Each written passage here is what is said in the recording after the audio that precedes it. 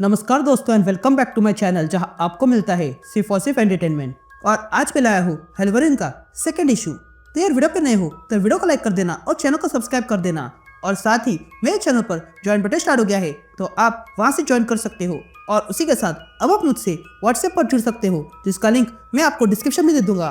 तो यार पिछले इशू में आपने देखा कि बैगरागुल नाम का डीमन अखीरो से जुड़ गया और उसे हेल्वरिन बना दिया, जिसके कारण अखीरो परेशान था। इसलिए वो डॉक्टर स्ट्रेंज के पास आता है मदद मांगने के लिए, लेकिन डॉक्टर स्ट्रेंज भी कुछ खास मदद नहीं कर पाया।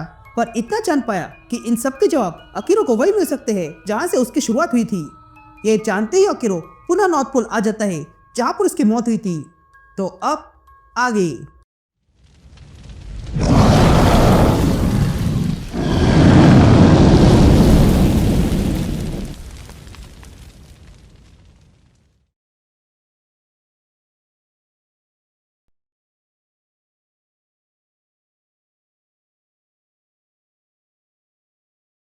और रेड गैंग।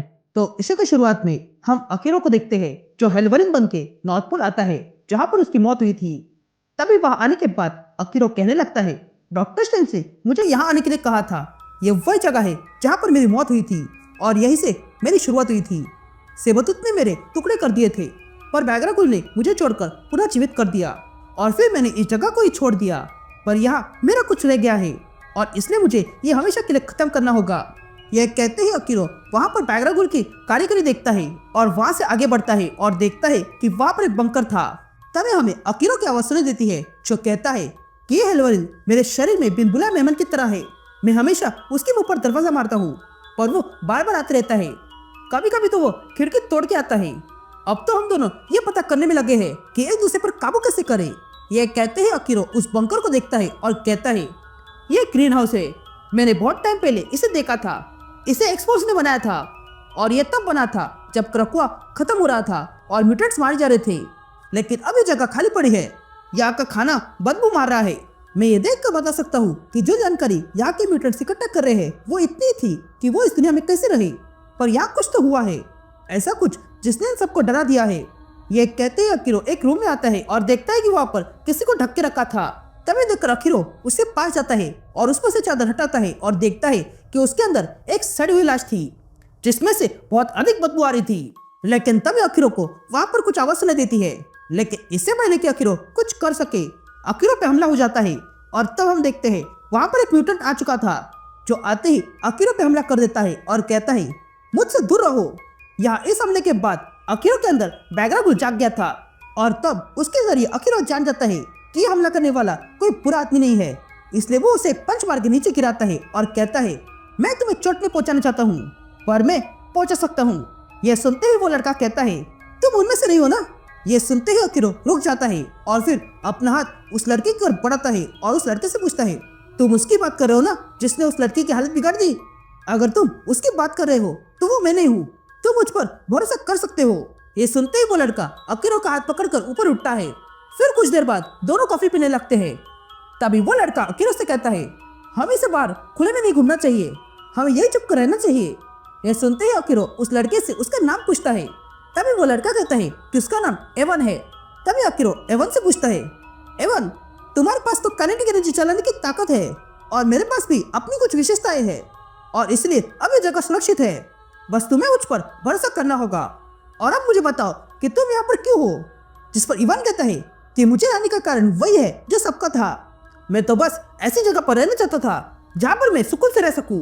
जिस पर अखीरो कहता है, हाँ मैं समझ सकता हूँ यहाँ क्या हुआ होगा, लेकिन फिर भी तुम मुझ पर भरोसा कर सकते हो और अब नर्वस होने की आवश्यकता नहीं है। यह कहते ही अखीरो की आंखों से आग निकलने लगती है और तब अखीरो जाने अनजाने में इवांस की पावर से जुड़ जाता है। तभी हमें अखीरो की आवाज सुनाई देती है जो कहता है, मैं अब भी मेरे अंदर जो है उसकी लिमिटेशंस देख रहा हूँ।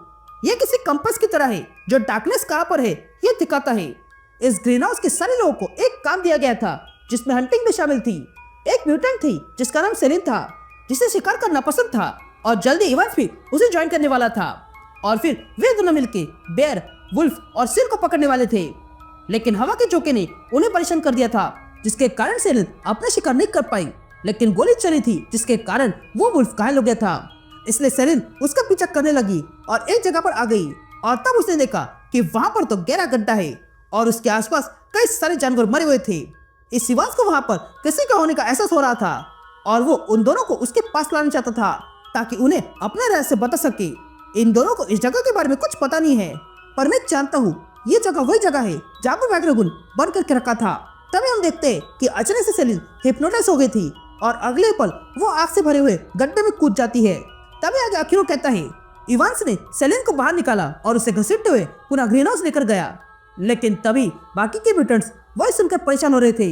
तभी हम सेलिन को देखते हैं जिसे इवांस अंदर लेकर आया था और तब सेलिन के साथ कुछ होने लगता है और वो अगले पल उल्टी कर देती है और फिर तुरंत एक म्यूटेंट पर कूदकर उसे मारने लगती है। ये देखकर इवान तुरंत अपनी पावर का यूज करते हुए सेलिन को रोकने लगता है और कहता है रुक जाओ सेलिन और वापस आ जाओ। लेकिन तभी सेलिन इवान पर कूद जाती है। ये देखकर इवान सेलिन पर ही जबरदस्त वार करके उसे वहीं पर खत्म कर देता है। या इवांस अकीरो से कहता है तुम ये सब ऐसे देख रहे हो जैसे तुम यहाँ पर थे, पर यहाँ एक और बात है और वो ये है कि इसके बाद मैं छुपा रहा।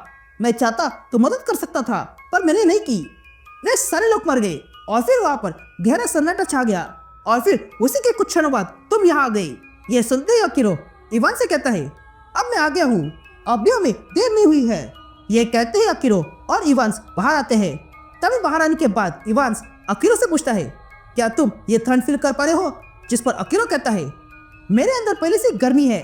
तभी इवांस अकीरो से पूछता है मैं तुमसे पुनः पूछता हूँ मुझे तुमसे कोई डर नहीं है ना, क्योंकि मुझे पता नहीं है कि यहाँ पर क्या है और तुम यहाँ पर क्यों आए हो, पर फिर भी मैं तुम्हें वो अजीब जगह दिखा रहा हूँ। देखो वहाँ पर तो हड्डियों की कारीगरी बनाई गई है। ये कहते हुए दोनों उस गड्ढे के पास आते हैं और देखते हैं कि वहाँ पर हड्डियों से कारीगरी की थी। ये देखकर अकीरो इवान से कहता है मैं तुमसे झूठ नहीं बोलूंगा, पर मैं भी इस सब का हिस्सा हूँ। तुम मुझे भी दोषी समझ सकते हो, पर मैं ये सब और आगे नहीं होने दूंगा। ये कहते हैं अकीरो उस गड्ढे के बहुत समीप आता है और वहाँ पर कई सारे सोल देखता है और कहता है ये मॉन्यूमेंट खून का बलिदान देने से हुआ है और इनके अरेंजमेंट का एक मतलब होता है जैसे कि कॉम्पिटर्स की कोड का होता है। और अगर मैं गलत ना हूँ तो ये गड्ढा हेल को इस दुनिया में आने के लिए रास्ता बना रहा है, लेकिन ये मेरे लिए मैटर नहीं करता क्योंकि मैं इसे खत्म करने वाला हूँ। ये कहते ही अकीरो हेल-वन बन जाता है। लेकिन तब एक म्यूटेंट जो अब इन्फेक्ट हो चुका है वो बाहर आके हेल-वन पे हमला कर देता है। तब हमें अकीरो की आवाज सुनाई देती है जो कहता है मैं अपनी लोगों को मारना चाहता हूँ, पर मुझे इनके अंदर से भी वही बदबू आ रही है। ये किसी डिमन की तरह है, लेकिन अब भी मेरे अंदर एक सवाल है और वो ये है कि बना क्यों गया था। या इवांस अपनी पावर से हड्डियों से बनाया हुआ मॉन्यूमेंट पे हमला करता है, लेकिन तब एक इन्फेक्टेड म्यूटेंट इवान पे हमला करती है और उसे पकड़कर खींचने लगती है। लेकिन तभी हेल्वरिन पीछे से आता है और उस म्यूटेंट का सर उसके शरीर से अलग कर देता है और फिर इवांस पे हमला करने जाता है। यह देखकर इवांस वहां से भागने लगा था। तभी हमें अकीरो की आवाज सुनाई देती है जो कहता है एक बार अगर यह डिमन मुझ पर हावी हो गया तो उसके बाद मुझे ऐसा लगता है कि मैं तो ये सारा खेल पीछे की सीट पर बैठकर देख रहा हूँ। मैं इस इवान को बचाना चाहता हूँ, पर यह डिमन उसे बुरा समझ रहा है। या इवांस हेल्वरिन से बचते हुए कहता है प्लीज ऐसा मत करो, तुमने मुझसे वादा किया था। यह सुनते ही हेल्वरिन रुक जाता है और तब अकीरो बाहर आने लगता है और तब वो हेल्वरिन का इस्तेमाल करके सीधा उस मॉन्यूमेंट पर हमला करता है और उस मॉन्यूमेंट को खत्म कर देता है। या इवान ये देख रहा था, लेकिन तभी उस गड्ढे में से एक और इन्फेक्टेड म्यूटेंट बाहर आता है और बाहर आके इवान का पैर पकड़ लेता है और इवान को खींच लेता है। या अकीरो उस मॉन्यूमेंट को पूरी तरह मिटाकर उसी को गड्ढे में फेंक देता है, लेकिन देखता है कि इवान भी उस गड्ढे में गिर चुका था। ये देखकर अकीरो वही दुखी होकर बैठ जाता है।